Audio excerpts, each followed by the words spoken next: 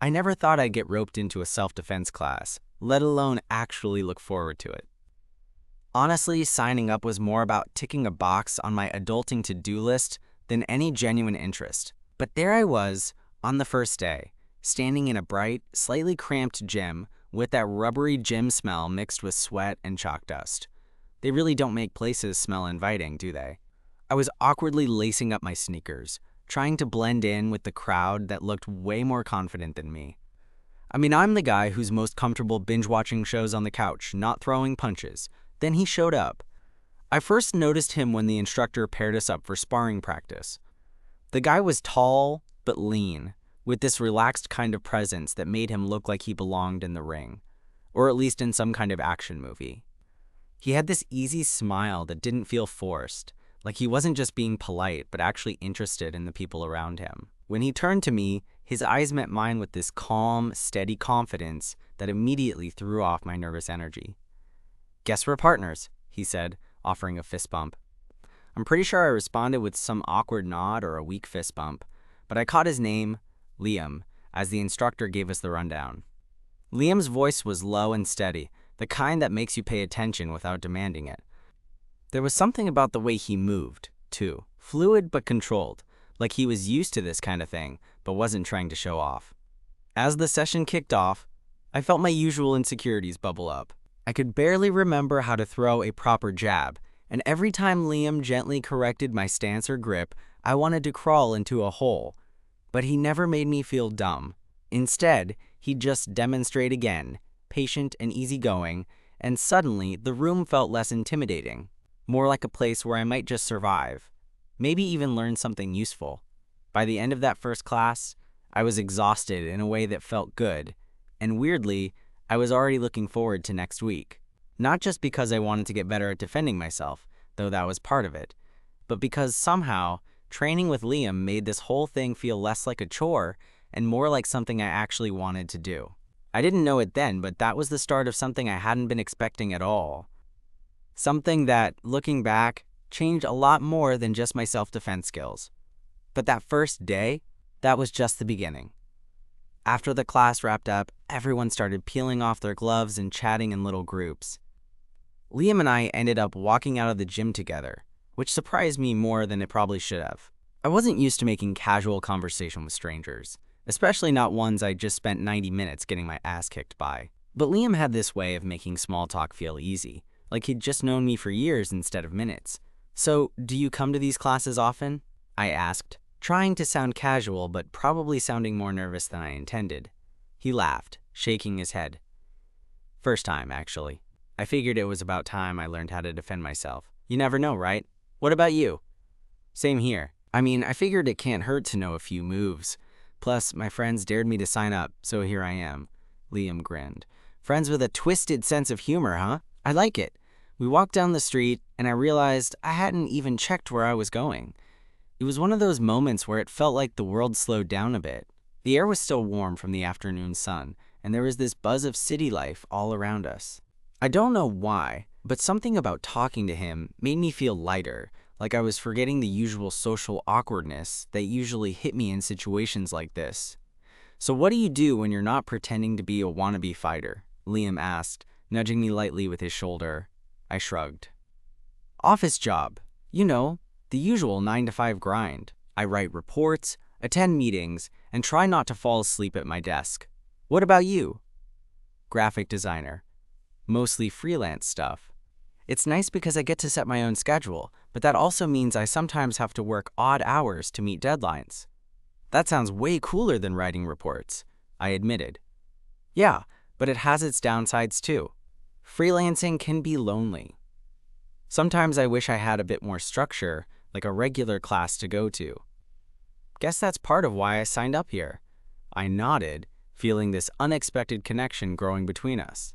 It was weird how quickly we fell into conversation, like talking to Liam was something I'd been missing without even realizing it. Over the next few weeks, our self-defense class became the highlight of my week. Every session, Liam and I sparred side by side, trading tips, laughing when we messed up, and slowly getting better. He was patient when I struggled with the techniques, and I noticed he'd often wait for me to catch up instead of pushing ahead. I started looking forward not just to learning how to throw a decent punch, but to seeing him, hearing his voice. One night, after class, Liam suggested grabbing a coffee at a cafe nearby. I almost said no. I'm not exactly a social butterfly, but something in his smile made me say yes.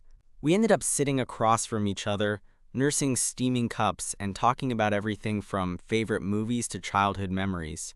He told me about growing up in a small town, moving to the city to chase his dreams, and how he'd always been into martial arts in some form or another. I shared some embarrassing stories about my failed attempts at sports in high school and my deep-seated fear of confrontation.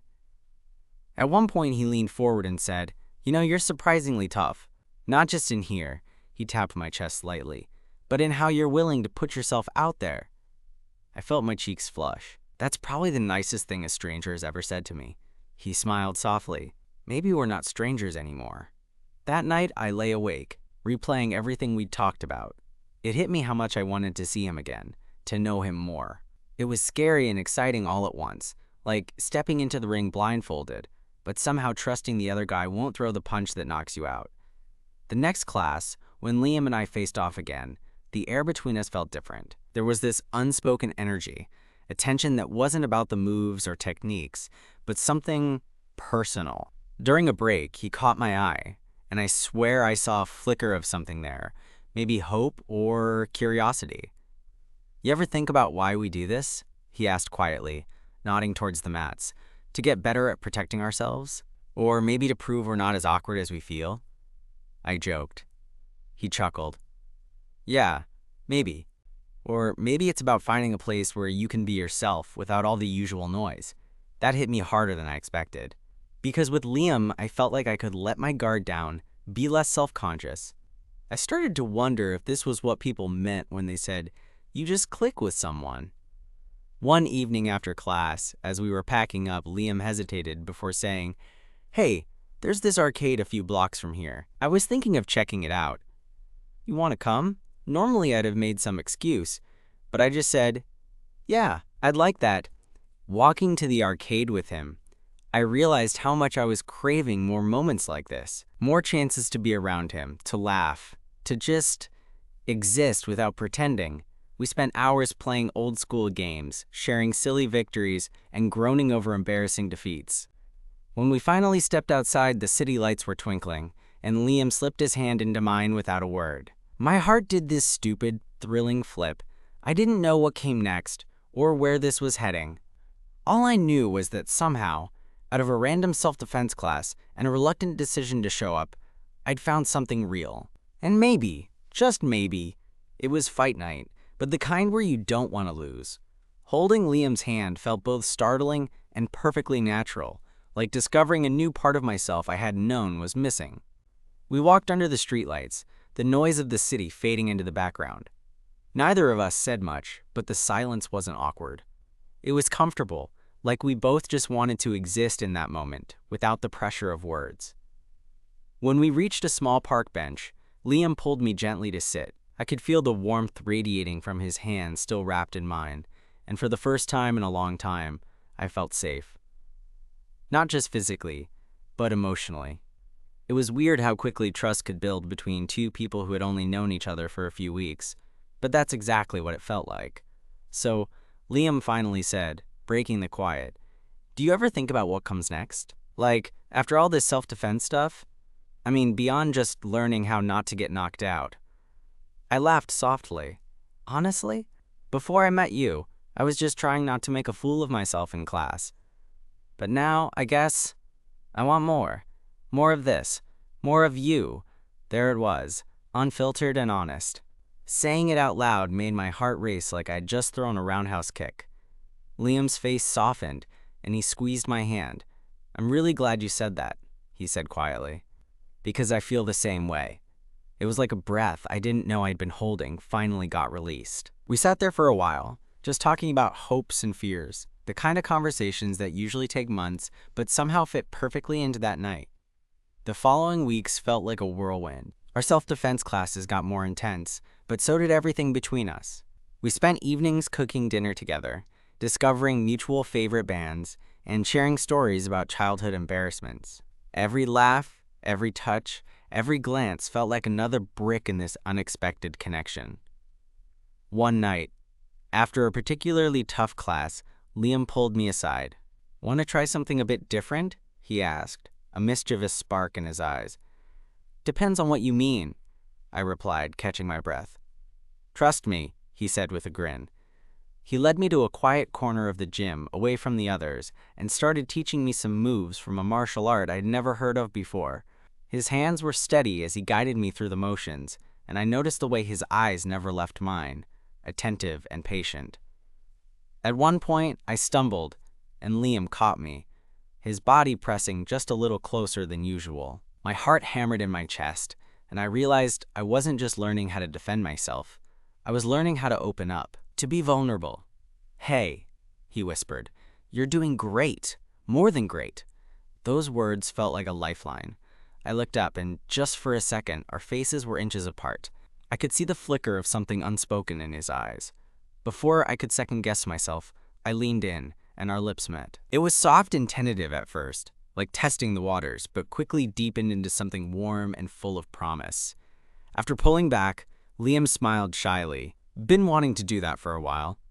"Me too," I admitted, grinning. From that moment on, everything shifted. Training together became less about technique and more about connection. We pushed each other, not just physically but emotionally. I found myself opening up about insecurities I'd never shared with anyone, and Liam did the same. It was scary and exhilarating all at once. One evening, as we were winding down after class, Liam looked at me seriously. "I know we're still new at this, but I want to be honest. I'm really into you. Like, more than just training buddies." I felt this swell of emotion, a mix of relief and excitement. "I'm into you too." It's crazy how something so unexpected feels so right. He smiled, that same easy smile that had drawn me in from the start. "Then let's see where this goes." No pressure, just us. We agreed to take things slow, savoring every moment without rushing. But life, as it tends to do, threw a curveball. A week later, Liam told me he'd been offered a design contract overseas for 6 months. It was a huge opportunity, but it meant leaving just as things were starting to get real between us. I won't lie, hearing that crushed me. The thought of him being so far away was almost unbearable, but Liam was determined not to let distance define us. "We'll make it work," he said, squeezing my hand. "We're stronger than a few thousand miles." I wanted to believe him more than anything. So here I am now, sitting in our favorite cafe, staring at my phone, waiting for the next message from Liam.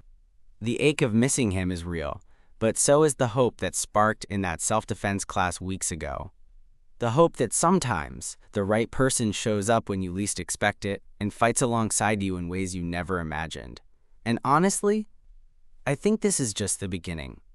The first week without Liam felt like I was walking around with this invisible weight tied to my chest.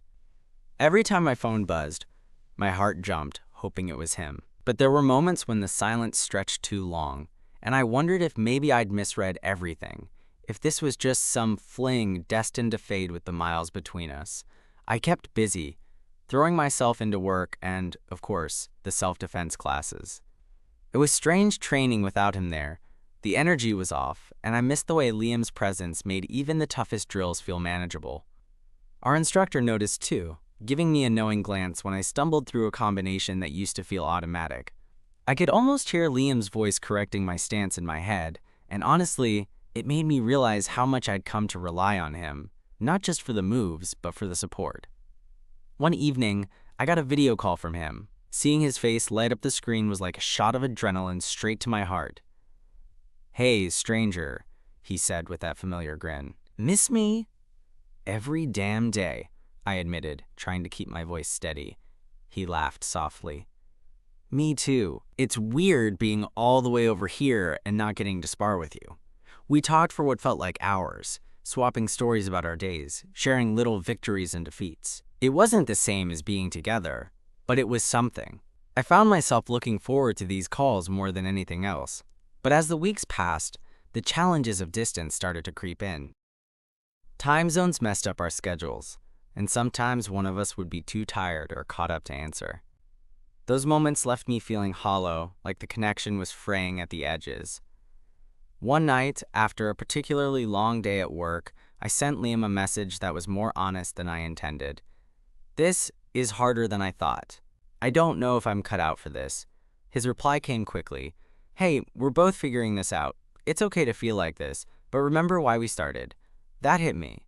Why did we start? Because in the middle of all the chaos, in that gym with the rubbery smell and awkward punches, we found something real, something worth fighting for. A couple of weeks later, I surprised Liam by booking a last-minute ticket to see him. I didn't tell him until I was already on the plane because, honestly, I was scared he'd say no or that I'd be making a mistake. But when I finally called him from the airport, his voice was full of disbelief and excitement. "You're really coming?" he asked, almost like he didn't believe it. "Yeah," I said, grinning. "I need to see you, to fight beside you again." When I landed, Liam was waiting for me at the arrivals gate. The moment I saw him, all the distance and doubts melted away. We hugged like we'd never want to let go. And honestly, for a few seconds, I thought the whole world had paused just for us. The days we spent together were a blur of laughter, training, and stolen moments.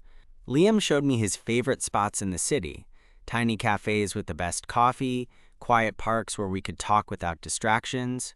We sparred in his small apartment, the space cramped but filled with this warm intimacy that made every punch and block feel charged with something deeper. One afternoon, as we rested on the couch, Liam looked at me with that soft, steady gaze that had become my anchor. "I've been thinking," he said slowly, "about what happens when I have to go back. I don't want us to just be a thing you visit. I want us to build something that lasts." I reached for his hand, feeling a surge of hope and fear all at once. I want that too. But how? The distance. It's hard. "We'll figure it out," he said firmly. "Because what we have is worth it." We made plans, talked about possibilities. Maybe one of us would move, or we'd carve out time to be together as much as possible. It wasn't perfect, and the uncertainty was scary, but having that conversation felt like a promise. The night before I flew back, we stayed up late, just holding each other in the quiet dark. Liam whispered, "No matter what, I'm with you in this. You're not alone." And for the first time since he left, I truly believed it. Back home, the goodbye was bittersweet. The airport felt emptier without him, and the city seemed a little colder. But my phone was alive with messages, calls, and plans. The fight wasn't over. It was just a new round. Sometimes love isn't about grand gestures or perfect timing. Sometimes it's about two people, willing to keep showing up, to keep sparring through the hard parts, and to hold on even when the distance tries to pull them apart. And as I sit here now, training alone in the gym, I know this. Liam is my sparring partner for life, in the ring and out of it. The weeks after I got back felt like a strange mix of routine and anticipation.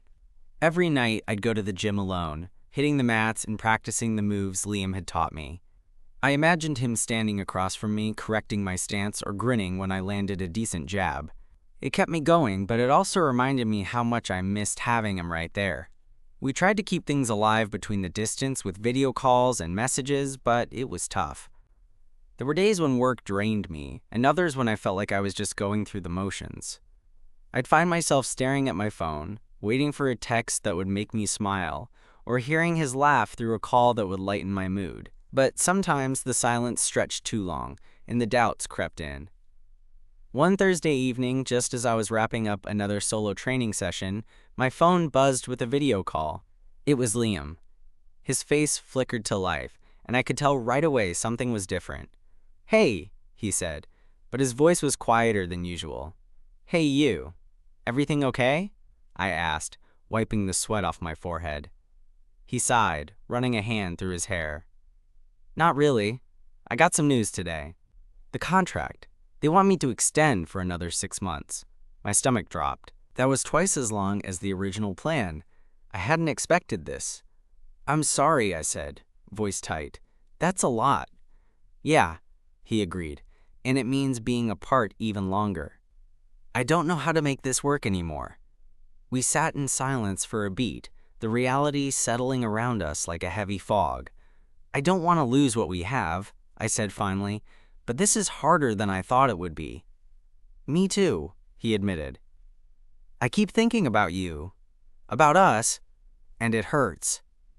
I swallowed hard, trying to push down the lump in my throat. Maybe we need to figure out what we really want. Not just surviving the distance, but something more. Liam looked at me, searching my face. I want that. I want to be with you, but I'm scared it's just going to keep getting harder. Then let's not wait for things to get harder, I said, surprising even myself with the resolve in my voice. Let's make a plan, something concrete. We spent the next hour hashing out ideas. Maybe I could look for a new job closer to where he was. Maybe he could come home sooner if things shifted. We didn't have all the answers, but just talking openly made the weight feel a little lighter. After the call ended, I lay on my bed, staring at the ceiling, heart pounding. It was scary to admit how much I wanted this, to be with Liam, to build a future with him. But I also knew running away from those feelings wasn't an option anymore. A few days later, I took a risk and applied for a position at a design firm in Liam's city. The thought terrified me, leaving my comfort zone, starting over, chasing something uncertain. But if there was a chance to be closer to him, to us, I had to try. The waiting game that followed was brutal. Every email notification made my heart skip. Every phone call from an unknown number set my nerves on edge. And then, just when I was about to lose hope, the call came. "Hey, it's Sarah from Brightline Designs," the voice said. "We'd like to invite you for an interview next week." I almost dropped the phone. I told Liam immediately. He was thrilled, his excitement infectious, even through the screen. "See? This is a good sign. We're moving forward," he said with a grin that made my chest ache. The interview was one of the most nerve-wracking experiences of my life. I stumbled over a few answers, but I tried to focus on why I wanted this, not just the job, but the life it could bring. Liam texted me throughout the day, little messages of encouragement that kept me grounded. When they called a few days later to offer me the position, I was simultaneously elated and terrified. This was a huge leap, but it felt right. It felt like hope. Over the next month, the logistics of moving consumed me. Finding a place, packing up my life, saying goodbye to friends. Liam was my rock through it all, his support unwavering, even when I doubted myself. The day I left, standing at the airport with my bags and a heart full of nerves, Liam took my hands in his. "I'm so proud of you," he said softly. "This is the start of something amazing." I smiled, eyes shining. "With you, I'm ready for whatever comes." Moving to a new city was overwhelming, but having Liam nearby made all the difference. We fell into a comfortable rhythm. Morning coffees, training sessions at the same gym, lazy Sundays exploring the neighborhood. It wasn't perfect. Challenges still popped up, moments of doubt and stress, but we faced them together. One night, after a long day at work, I found myself sitting on Liam's couch, exhausted, but happy. He leaned over and kissed my forehead. "You know," he said, "I think we're stronger than any distance or challenge." I nodded, resting my head on his shoulder. "Yeah, we're sparring partners for life." And really, that's all I ever wanted. To fight side by side with someone who believed in me as much as I believed in them. Settling into life together in Liam's city was a strange mix of exhilarating and exhausting.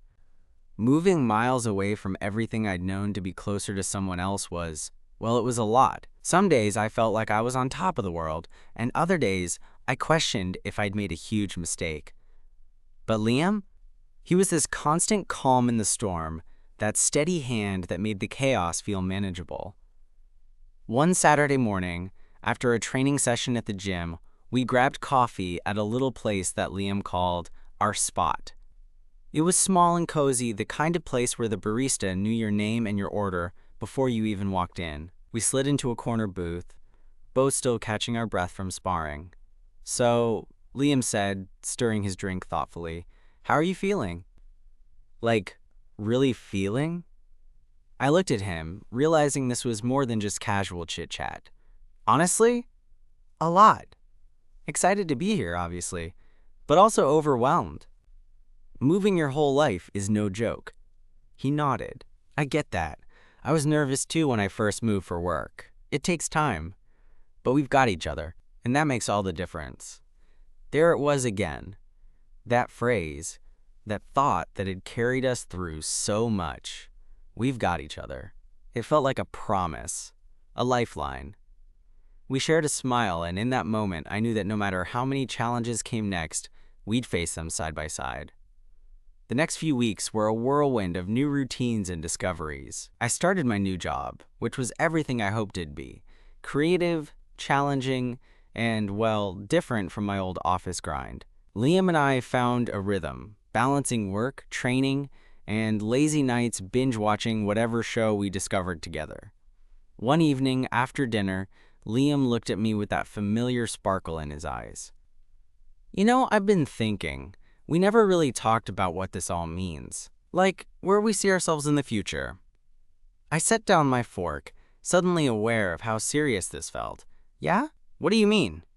He shrugged, but there was a softness to his voice. I mean us, beyond just living together and training. I want more. I want to talk about what comes next. My heart sped up. I'd been thinking about that too, but hadn't known how to bring it up. I want that too. But it's scary, you know, putting labels on something that's still growing. Liam reached out and took my hand.